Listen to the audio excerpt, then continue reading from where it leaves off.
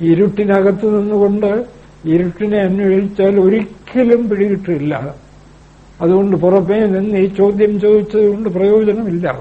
വെളിച്ചം കൊണ്ടുവരൂ, ഇരുട്ടും മാറും. സത്യബോധം ഉറപ്പിക്കൂ, ഒന്നേ ഉള്ളൂ. എന്താ സത്യബോധം?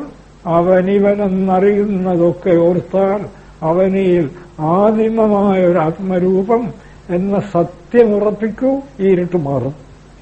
പ്രകാശം കൊണ്ടുവരൂ, ഇരുട്ട് മാറും.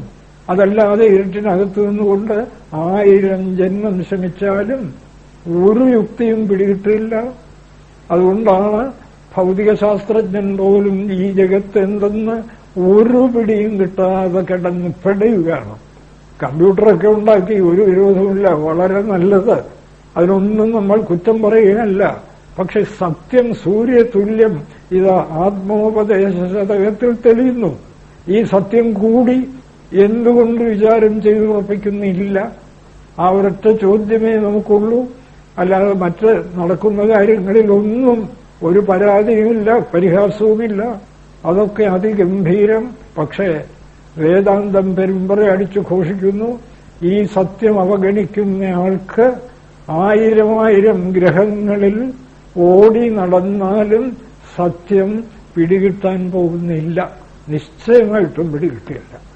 അവനവന്റെ ഉള്ളിൽ ഞാനെന്ന് സദാ അനുഭവപ്പെട്ടുകൊണ്ടിരിക്കുന്ന സത്യം അന്വേഷിച്ച് ഗ്രഹാന്തരങ്ങളിൽ പോയാൽ എങ്ങനെയാണത് കിട്ടുക? ഇവിടെ തിരിഞ്ഞു നോക്കി ആ സത്യത്തെ അറിയാൻ കൂട്ടാക്കാതെ ഓടി നടന്നാൽ ദുരന്തം, അപജയ കർമ്മം അവനു വേണ്ടി മാത്രം.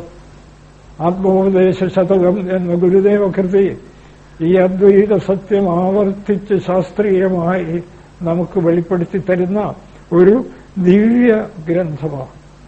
നമുക്കിനിയും മുന്നോട്ട് പോകാം. അത് വായിച്ചു മുന്നോട്ട് പോകുന്നതോറും കൂടുതൽ കൂടുതൽ തെളിഞ്ഞു കിട്ടും.